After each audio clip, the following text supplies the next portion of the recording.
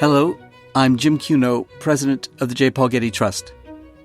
Welcome to Art and Ideas, a podcast in which I speak to artists, conservators, authors, and scholars about their work.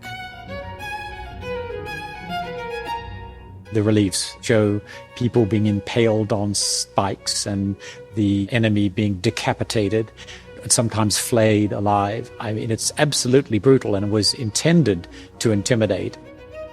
In this episode, I speak with Tim Potts, director of the Getty Museum, about the Getty exhibition, Assyria, Palace Art of Ancient Iraq.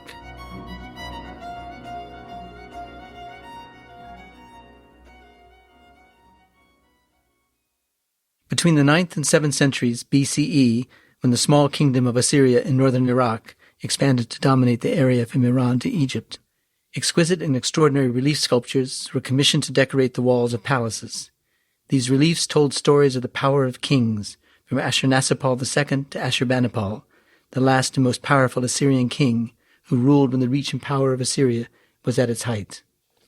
The Getty Villa has devoted a gallery to these sculptures, a selection of which are on loan from the British Museum. They have been conserved and presented to the public at the British Museum since their excavation in the middle of the 19th century. I recently spoke with Tim Potts, director of the Getty Museum and a specialist in the art of the ancient Near East, to discuss these sculptures.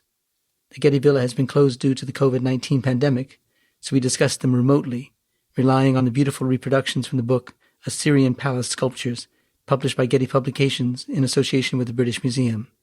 The exhibition will be on view through August 2022. I look forward to the time when the gallery will be reopened and the public can view these sculptures in person once again. Well, thanks for joining me on this podcast, Tim. Situate the Assyrian Empire for us, chronologically, geographically, and historically. Well, the Assyrians were one of the great cultures and great empires of the ancient world. The culture we're going to be talking about, the Neo-Assyrian period as it's called, it runs from about 900 BC to 600 BC, so around 3 centuries. But there had been in previous periods other Assyrian rulers and periods when Assyria was quite a major power before the first millennium BC. Their heartland is on the Tigris River in northern Iraq, and so the northern part of the twin cultures of Assyria and Babylonia. Babylon is more or less in the middle of modern Iraq, where the Tigris and the Euphrates come closest together. Babylon is on the Euphrates, though, and the Assyrian capitals, the oldest of them was Ashur itself, then Nineveh, and then Khorsabad and Nimrud. These are all on the Tigris, and they're some hundreds of kilometers to the north, into the foothills of the mountains, which then reach up into Turkey and to Armenia. So it borders on parts of Iran and Turkey to its north and Syria to its west. So it's in the part of Iraq which does receive rainfall, and therefore they can have rain-fed agriculture. So it is relatively fertile, and they were able to grow crops, have animals, sheep, and so on in pastures. But really it was the economy driven by the empire that sustained it. The army based on the conquests they could make and the tribute they would draw then from the areas that they had conquered. And they were, of course, feared and renowned throughout the ancient world because their army was this extraordinarily effective military machine, which allowed them to conquer in pretty well all directions. Their neighbors to the south, the Babylonians, the Elamites and others in Iran, north into the territories of the Urartians and others in Turkey, and westwards right through Syria and down the Levant, through Lebanon, Palestine, Israel, and so on, right down at times even to Egypt. So it became the greatest empire that had been known by the 7th century BC, and was, because of this, known vaguely to the Greek historians writing some centuries later. It's referenced occasionally also in the Old Testament, in the Bible. So there were glimmers of knowledge about it through the classical and biblical texts, but it was only with the excavation that started in the middle of the 19th century by Layard and others that brought to light the actual physical remains of the great palaces of the Assyrian kings in the late 1840s and 50s That's what really brought this culture alive and made it real to us in the modern period. Now, we talked about the agricultural wealth of the region. It's also known and famous for being a city-state culture. Much is written about the development of cities in ancient Mesopotamia, some of which I gather, like Uruk, may have been populated by as many as 40 to 50,000 people some 5,000 years ago. How do we know so much about these cities, and how did they grow to be so magnificent in scale and size? Basically through archaeology, starting with the excavations in the middle of the 19th century, and they've continued ever since. And they have allowed us to trace really the origins of civilization as we know it, the very earliest cities that have been discovered anywhere in the world, with major architecture, temples and other major public buildings, and forms of early writing and other bureaucratic controls, and structured societies with administrations and so on. These things appear first in Mesopotamia, in the parts of Babylonia that were known as ancient Sumer. The peoples living there were these Sumerians. The most famous of these cities, and in some ways the earliest, was Uruk, which is even referred to in the Bible as Erech, as one of the great cities of antiquity, long before biblical times. But these have been excavated since the late 19th century, and many of the buildings exposed, and the early clay tablets on which the first writings were made. So we do know that this was, as far as we know, the earliest of these great early civilizations, followed soon after by the Egyptians. But it's what gives the region of Mesopotamia and the Fertile Crescent around it the sort of accolade of being the cradle of civilization. What was the basis of their economies and their character, their culture? Well, they were different geographically and economically, and one of the key differences is those regions which relied on rain-fed agriculture, like the Fertile Crescent itself, which includes Assyria in the north.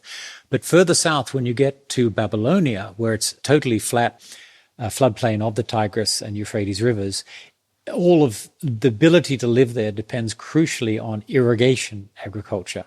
And indeed, that connects with the whole phenomenon of early urbanism and large settlements taking place, because the theory is that it's only through having sophisticated enough administrative and organizational capabilities that canals that could bring the irrigation, the water, to the fields through irrigation was possible. But in both cases, it was the developed economies and, if you like, political and military capabilities of these societies which allowed them to draw exports from beyond Mesopotamia, where most of the metals, stones, woods, and other raw materials that they needed were. So either they would, through their military capabilities, conquer these regions, or through negotiations, they'd be able to trade with regions beyond Mesopotamia. That was how they supported the lavish artistic production, the architectural constructions they created, and so on. You mentioned earlier about the language that we have access to now that can tell us much about the history and the character of the cities of the ancient Mesopotamian area. Tell us about that language and how it was that it was discovered and how it was that we come to know so much from it. Sure. The earliest language we know of in Mesopotamia are written in what we know as Sumerian. It's a language which seems not to be related to any other known language in terms of its grammar and structure. But of course, the Mesopotamians themselves often would do bilingual inscriptions where they give the Sumerian version and then also the Akkadian version. We can now read Sumerian fairly well. That is the predominant language from about 3,500, when we have the very earliest texts that we know of, down to about 2,500 BC. But thereafter, the predominant language is what's known as Akkadian, meaning the language of the people of Akkad. And this is a Semitic language. And there are two major dialects of Akkadian. The northern dialect, which is known as Assyrian, so that's the language that our Assyrians are speaking, and the southern dialect is Babylonian. And it's somewhat debated whether we should consider these separate languages or just different dialects of the same language. But certainly, if you knew Assyrian, you could make yourself understood in Babylonian and vice versa. So these are the languages which predominated in Mesopotamia and much of the Near East for diplomatic purposes, right from 3000 BC or so, right up to the 1st century AD, so a period of over 3,000 years, when the last cuneiform inscription in a Mesopotamian language was written. And the language is tied very much to the script of cuneiform. The two seem to go together. But during the Assyrian period, Aramaic comes on the scene as the major everyday competitor to Assyrian and Babylonian. The cuneiform script developed in Mesopotamia by the Babylonians and Assyrians is not alphabetic. Because the cuneiform script involves signs that are partly syllabic, partly alphabetic for vowels, but many of the signs represent whole words, it's quite a complicated system of writing. Unlike the Aramaic script, which being alphabetic could be learned by anyone, it was only around 20 or so signs altogether, whereas cuneiform involves over 600 different signs. And from the 8th century BC, we know that scribes in Assyria were writing not only Assyrian inscriptions in the cuneiform script on clay tablets, but they were also on parchment writing in Aramaic, in the alphabetic script.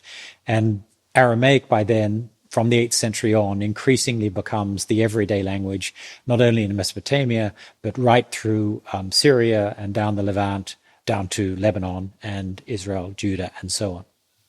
How did modern people crack the code to come to understand the language?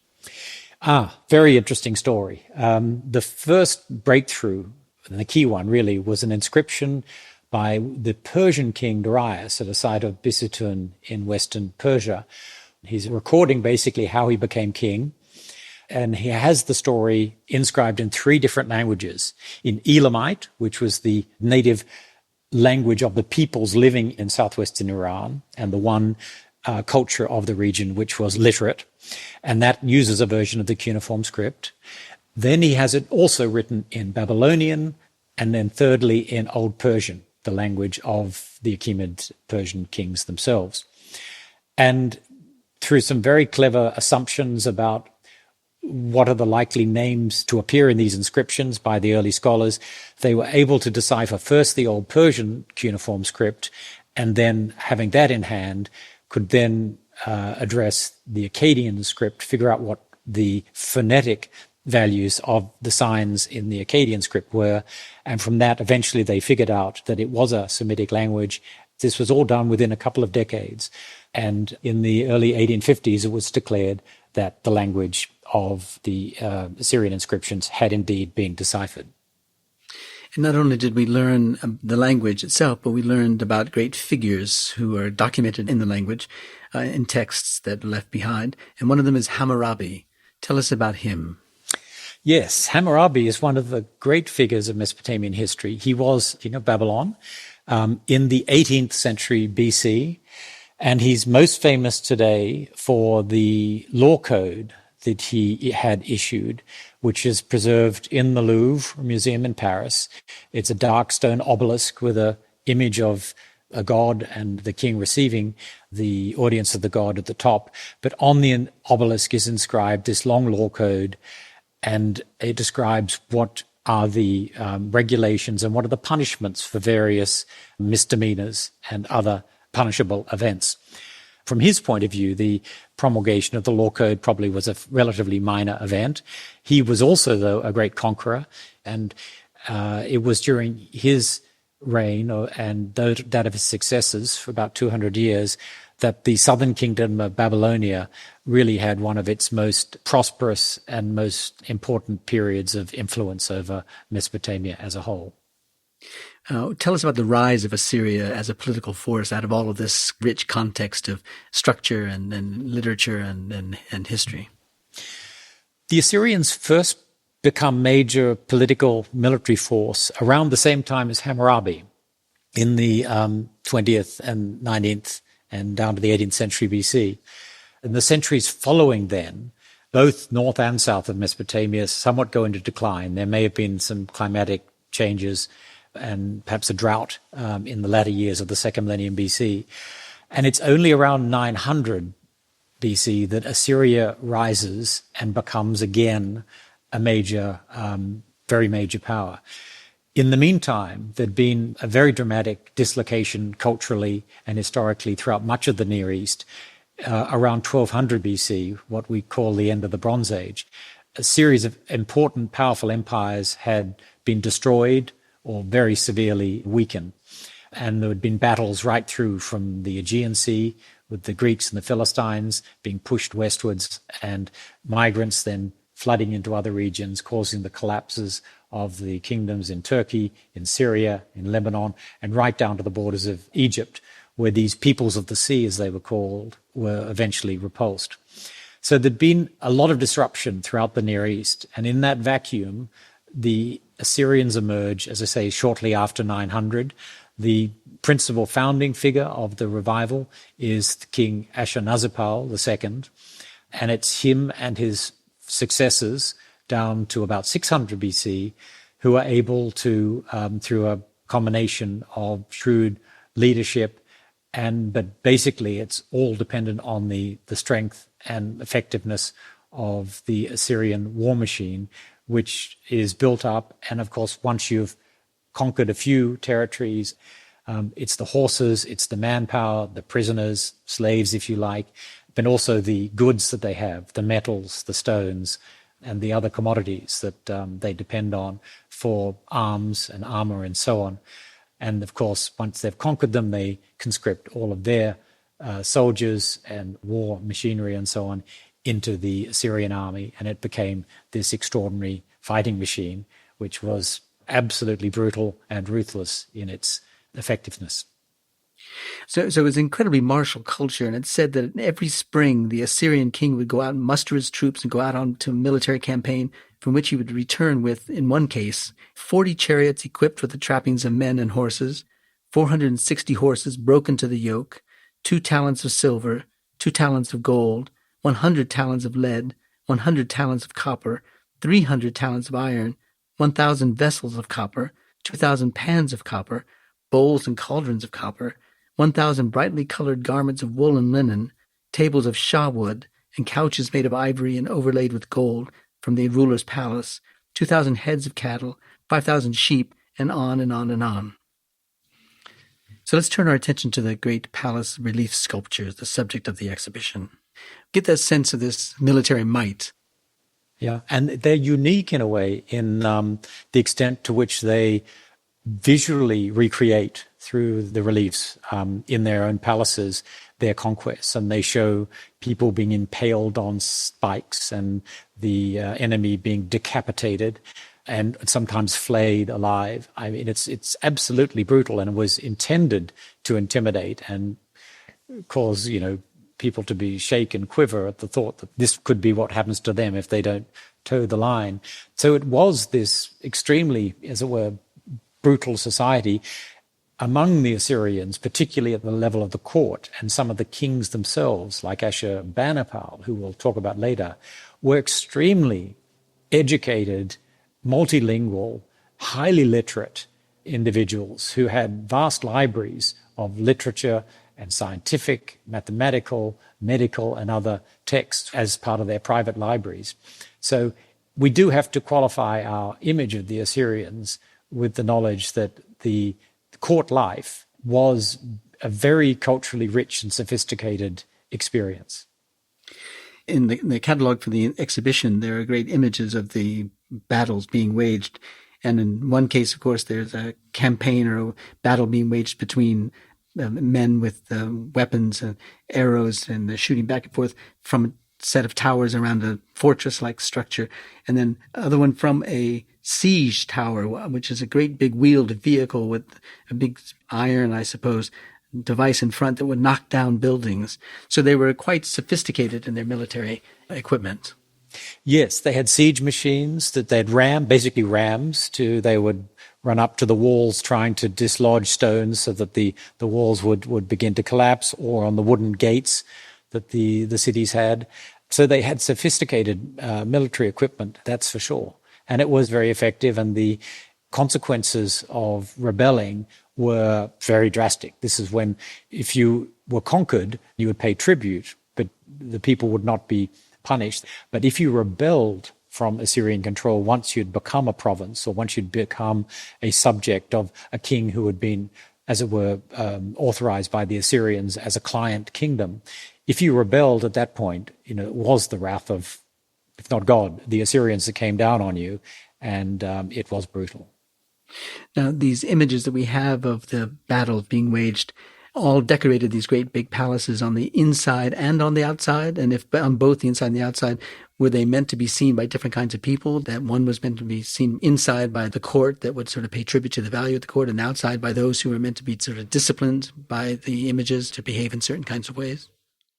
The stone reliefs are essentially on the insides of rooms and galleries, both public spaces, sort of court, audience halls, and also the private quarters of the king and his family. There were, however, on the outside of the walls of the palaces and of the interior courtyards, there were sometimes painted decorations on plaster. Of course, they don't survive as well as the stone reliefs. And also higher up, there were decorated glazed tile decorations in the walls, which again don't survive nearly as well and are rather fragmentary. So most of what we know about Assyrian art, and certainly the most dramatic and impressive and sophisticated, are the stone reliefs, which were on the interiors of the spaces. We see them today, of course, as stone reliefs, and they're made out of gypsum and less often limestone. For sure, they were partly painted. The beards are usually painted black, for instance. The hair is black. Sometimes areas of the garments and even the flesh is red. There's evidence of blue and yellow and green on the trees and things. It rarely survives, but the few panels on which we do get clear evidence of the painting have allowed us to reconstruct what these reliefs would have looked like when they were freshly painted. It is odd because to our eyes, the painting of them, as it were, detracts from, in a sense, the antique quality of them as ancient objects. They look too fresh and too colorful. But that was the way they were seen in ancient times. So we've mentioned Ashurnasirpal already, and he was, I gather, the first Assyrian king to use this great relief decoration so extensively in his architecture. It's said he probably resided in Nineveh, an ancient city on the outskirts of Mosul, but that he then took up residence in the site of Kalu in modern Nimrud. Yes, Nineveh was an ancient Assyrian city, and it goes right back to the 3rd millennium BC, and there were Assyrian kings who had used it. It was one of the major Assyrian cities, and so there'd been temples and palaces and so on in Nineveh. So when he came to the throne, that was, together with Ashur, Nineveh was the other major Assyrian center. But quickly, once he'd become king, he decided to build a major new city a bit to the south at Nimrud. It's about 35 kilometers south, so not that far away, and also on the Tigris River near the where it joins the Zab. It's not entirely clear why he moved his capital there, probably largely because he wanted, as the great new king who had been hugely successful, had begun to build this very powerful empire, I think it probably that he wanted, as it were, his own city, which he could take full credit for, and build on a scale that he thought was befitting his magnificence.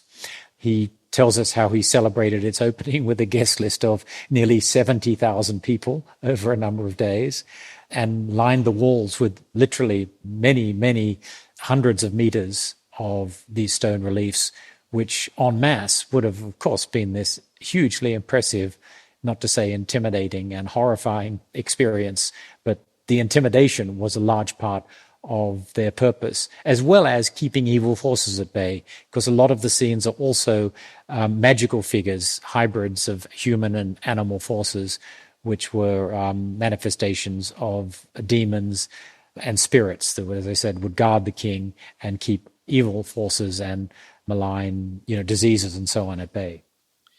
Well, the sculptures are exquisitely carved in this shallow relief in which figures are distinguished one from another within just about an inch or so of depth. It's extraordinary that they were able to document, as it were, the kind of life of the court or the ambitions of the court so exquisitely. What do we know about the culture of the court of Ashurnasirpal and about the importance, for example, of the lion hunt, which features so prominently in the sculptures? Yes, the lion hunt recurs throughout Assyria and indeed many other cultures of the period. The lion was seen as the equivalent of the king in the animal kingdom. And so, in a way, a symbol of kingship. But the actual king, by hunting the lion, is showing his superior kingly power and prowess. So from Ashurnazirpal on, you find in the Syrian art these images of the king doing battle with the lion, either more safely, if you could say so, from the platform of a chariot where he has someone driving the chariot and there's the king with his bow and arrow shooting arrows into the lion. At other times, he's actually just standing, grasping the lion by one of its front paws as he stabs him with the dagger into the body of the lion. But the hunting of the lions, both in a natural setting, in the real landscape, and also in parks that were created as it were hunting grounds within the city, and we know that there was one of these in Nineveh. This was also something that the Assyrians did. They would perhaps even breed the lions, if not capturing them from the wild, and then release them in these parks where the king would then be able to dispatch them. We see these soldiers and fighters crossing great rolling rivers, and I suppose it's Tigris and Euphrates rivers quite like them because they're substantial in size and in force of power. They've got animal skins that are inflated with air to help keep them buoyant as they swim through the water. We've got fish going through the water. We've got boats in the water. We have horses running through the water. I think this is actually more likely to be part of a description of a stage in the battle. You do get these figures, as you say, they need to get across the river. And it is interesting, though, what I think you're also alluding to is how the Assyrians are so observant in terms of these details of behavior, what people are doing, the dress they have, their hairdos, their facial characteristics. You know, even though they don't rise to the level of what we would think of as portraits, they're very alert to the differences which distinguish peoples of, you know, different backgrounds, cultures, or regions. And we see equally with the animals, and this goes back to the lion hunts, the extraordinary, it does seem like sympathy they have for these poor lions. You know, in the representations, they have 5 or 6 arrows sticking into them. Some are collapsing on the ground or on their backs, and some of them sort of roaring in pain. The attention to, or the sense of pathos in their representations of the animals that the king and his entourage are killing is extraordinary. I think it's the aspect of Assyrian art that does, in a way, balance the rather brutal battle scenes. So in subsequent rulers like Sargon II and his son Sennacherib, we see depictions of hunting on a kind of domestic scale, not just kind of royal or dramatic scale, but hunting animals for food to eat. But we also see them building structures. We see them mounting walls and great fortresses and things. This sense of being able to both document the ambitious activities of a ruler and the daily activities of just hunting and eating and building the walls that one's going to have to use for protection. There's a kind of documentary approach to it, I guess I'm trying to say. Is that common throughout the relief sculptures, or is this unique to Sargon II? You're absolutely right. It's a part of the representation of the king's great works. Conquering foreign nations, bringing the tribute that comes and flows back to Assyria from there, then creating these great palaces and aqueducts and gardens and so on. But I think the other part of it that is so extraordinary is the attention to these details of daily life, of not just what the king's doing or, you know, his generals and the army, but what the people normally behind the scenes are doing. Someone's, you know, captured a rabbit and is carrying it back to cook for dinner. There are these everyday details that you, in a way, wouldn't expect. They don't have, as it were, an ideological reason to be including them, but they do very much add to the sense of reality of what these images are depicting. So who knows if it was the king instructed that he wanted these things to be in the images, or whether that was something that the vizier or someone else might have decided would have a certain effect. We don't really know, of course. We're guessing. But it is remarkable that as well as these hugely ideologically driven representations of conquest and victory and superiority over the animal kingdom, there are these vignettes of everyday life that absolutely bring it to life for us in ways that very few ancient cultures have ever done.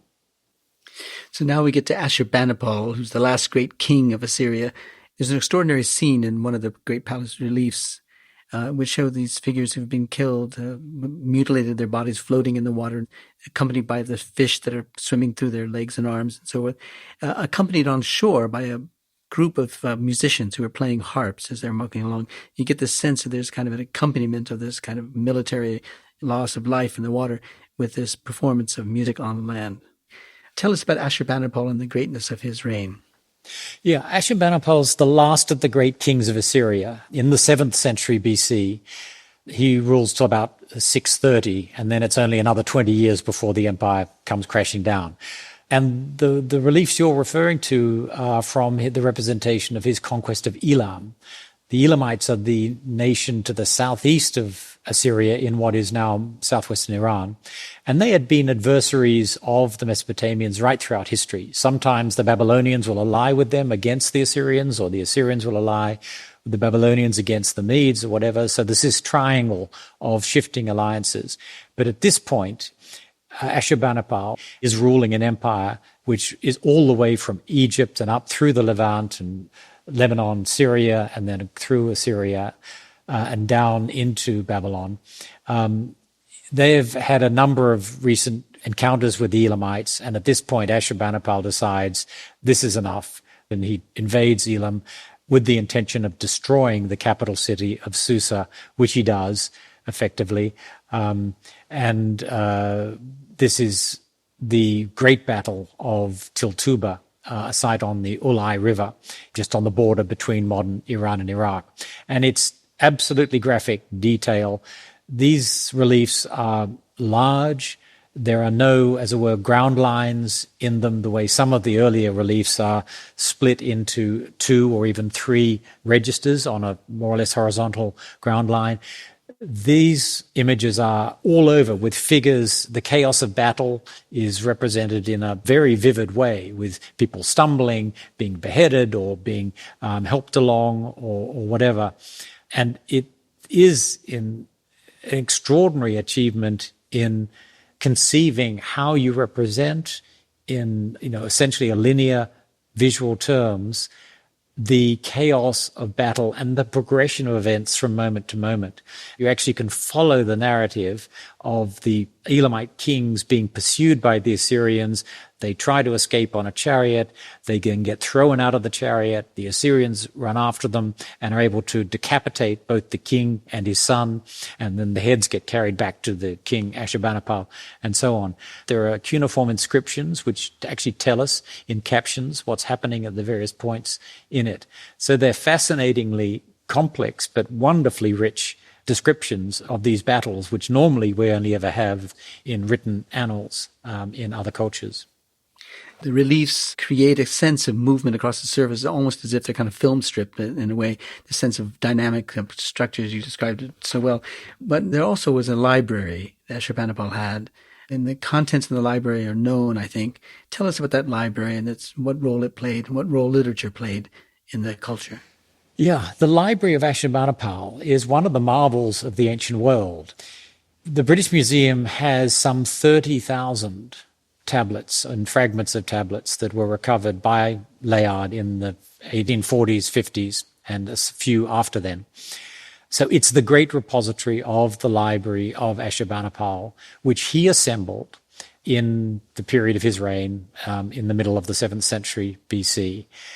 It was a massive undertaking, and he tells us himself in his inscriptions how he was trained in the scribal arts, how he could read the most obscure Sumerian and other inscriptions. And he's been taught the wisdom of Adapa, one of the great wise people of the Mesopotamian past, and that he can decipher these very obscure omens and mathematical texts, and none of this is beyond him, and he knows all of these languages. His father and perhaps his grandfather, Sennacherib, also had a certain number of texts, and so he didn't start from scratch, but he made an effort and sent his scholars to Babylonia and basically pillaged all of the libraries of Babylonia for all of their literary texts, their omen texts, their wisdom literature, their medical texts, their mathematical and astronomical, basically all the learning, all of the university research centers of Babylonia were pillaged by Ashurbanipal. And after he'd conquered Babylonia, rather than just requesting copies of these inscriptions, which he'd previously done, he just sent the troops in and they took a lot of these documents and brought them back to Nineveh. So like the Library of Alexandria in Egypt, this was, 600 years earlier, the great library of the cuneiform world. So it's been a huge insight into one of the great cultures of antiquity. Well, this exhibition of the great palace reliefs from Assyria that you've put together for us here at the Getty is quite extraordinary. It makes you wonder what brought down the empire so dramatically. It was at the height of its power, and then it just collapsed, it seems. Yeah, that is, of course, as usual, it's a little bit of a conundrum, and the various theories have been proposed. I think there are a number of factors. One is that the traditional sort of elders and, if you like, noble families that had been the basis of the Assyrian administration, there'd been a series of purges in the time of Ashurbanipal's father and grandfather, which was Esarhaddon and Sennacherib. And the eunuchs, the castrated males who were, safe, they couldn't have children, so they couldn't want to usurp the king and put their child on the throne and so on. The administration at the highest levels around the court was increasingly managed by these eunuchs. So the administration and the bureaucracy of the court was certainly different than it had been in previous regimes, and in some ways perhaps less stable and less able. Some of the most able people had been marginalized, and others who they thought they could rely on their loyalty had been brought in. So that may be one factor. The other was this problem of that empires often have of overreach. This was the time when Ashurbanipal was controlling all the way from Egypt right up the Levant, Syria, through Mesopotamia, and now he's just conquered and destroyed Elam. And there are the other peoples in the mountains north of Elam, including the Medes. So to defend his empire, he would have had to defend a really huge amount of territory. So that was already going to be, obviously, a stretch. There seems also to be some evidence that there might have been a drought in the latter 7th century BC.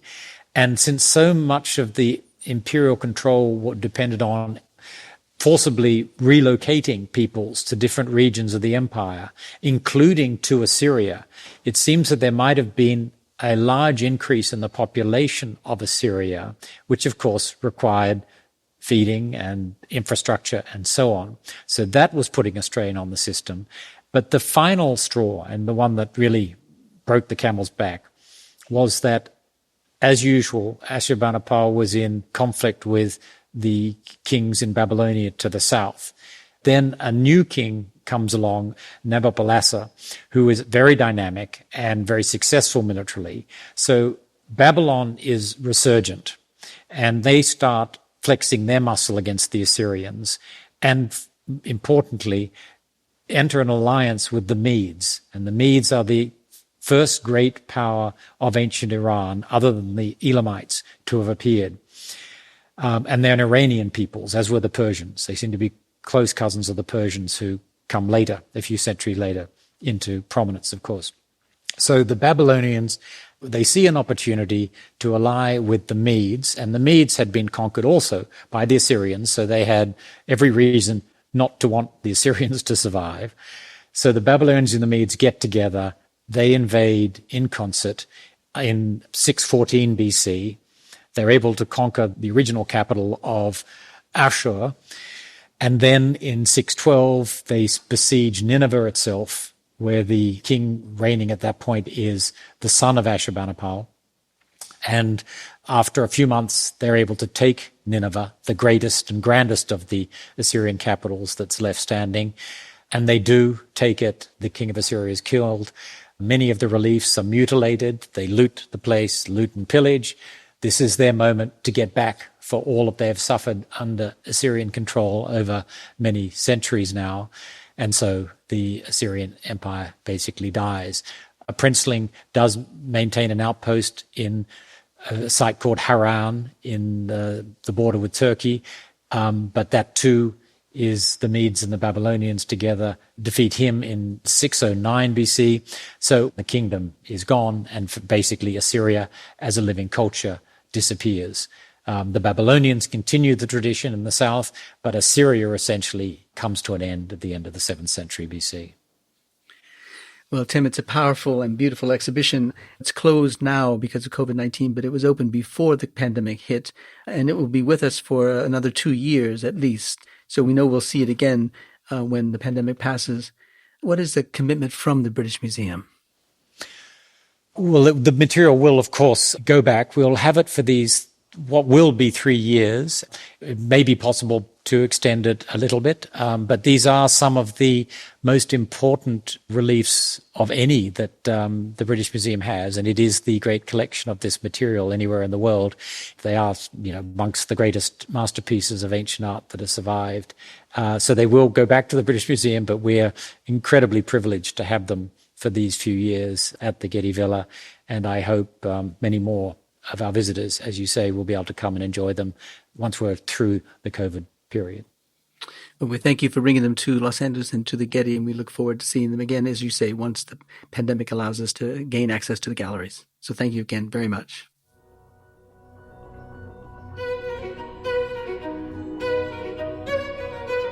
This episode was produced by Zoe Goldman, with audio production by Gideon Brower and mixing by Mike Dodge-Weisskopf. Our theme music comes from the Dharma at Big Sur, composed by John Adams for the opening of the Walt Disney Concert Hall in Los Angeles in 2003. It is licensed with permission from Hendon Music. Look for new episodes of Arts and Ideas every other Wednesday. Subscribe on Apple Podcasts, Spotify, and other podcast platforms. For photos, transcripts, and more resources, visit getty.edu/podcasts, or if you have a question or an idea for an upcoming episode, write to us at podcasts@getty.edu. Thanks for listening.